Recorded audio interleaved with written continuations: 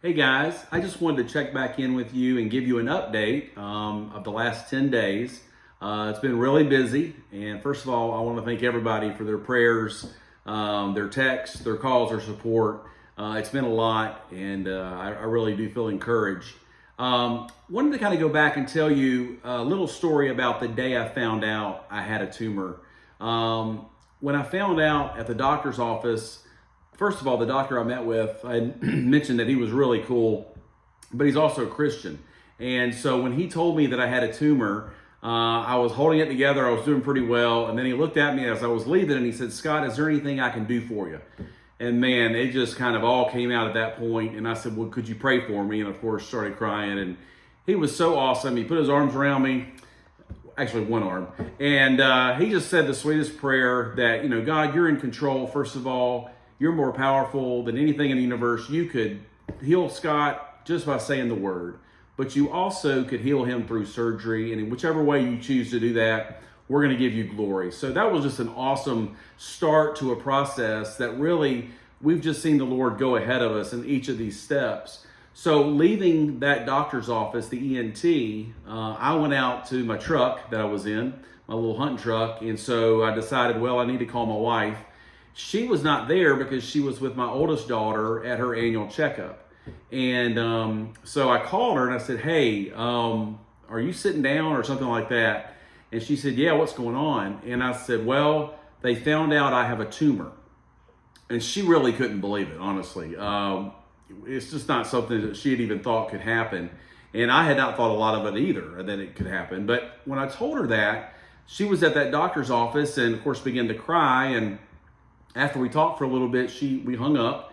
And what happened next was pretty neat. The doctor she was with was trying to comfort her and said, "Laura, there is a couple that we know, a younger couple, that has had this same type of tumor that Scott says he's had." So this was in the first 5 minutes of her finding out.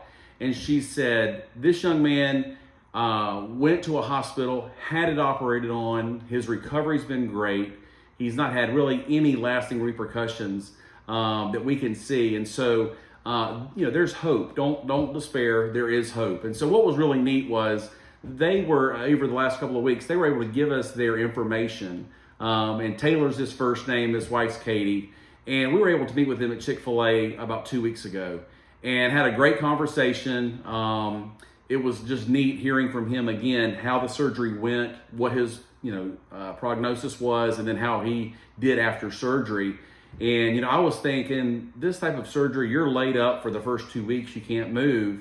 But it was really quite the opposite. They try to get you on your feet. They want you to move around. And I think he was telling me within the first 5, maybe 7 days, he was walking around at the zoo looking at animals with his family. And I was like, that is incredible. And he's like, "Well, they told you to walk around, so we thought the zoo would be a good place to go." So left that conversation really encouraged. Been texting him off and on. The other thing is that we've talked to about 2 or 3 other people over the last 2 weeks that have had this similar type of surgery. When we were talking to these folks on the phone about their surgeries, each one of them has been so gracious to talk about, here was the part that was really hard, and here was a part that I thought was a little bit easier than I thought it would be. And, one person talked to me about, after the surgery's over, the hearing aids you possibly can use and how they work for him. And other ones talked about, "Hey, I don't even use a hearing aid. I'm just using the one ear to hear." So each one of those stories really starts to build a picture of what this will look like. And really, you can't put a price tag on that. Someone that's been there, done that, got the t-shirt, that's really, really good. So I've been encouraged there. But also, since the last video, we've had a chance to sit down and talk to either in person or over the phone with 3 different hospitals. And that, of course, has been eye-opening. Most of these doctors, of course, have their way of doing things when it comes to this type of tumor. There are about 3 different ways normally that you can remove this tumor. I mentioned 2 of those last time. But with the size of this one, there's either the translab, which was more of a straight-in approach, and then there's the retro sink, which is actually more coming up from the bottom.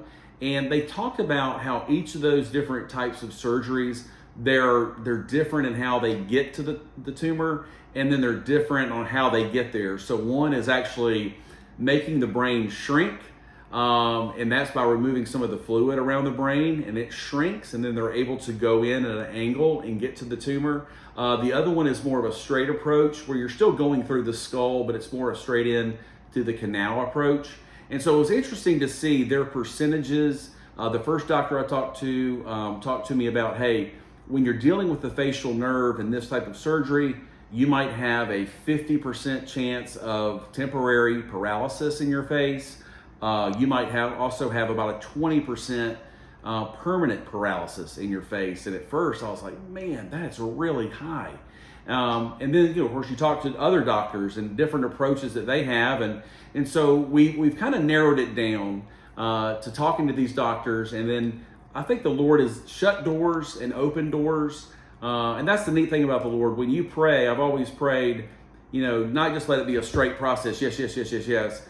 That's normally not how God will works. It's usually there's a lot of shut doors, and then there's one that continues to stay straight and open. And so I really do feel like we've come to the point where we can choose a doctor and a hospital that we're going to be really happy with.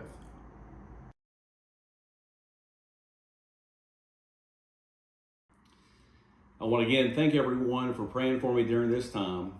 But after much prayer and careful consideration, I've decided to take my tumor and my recovery to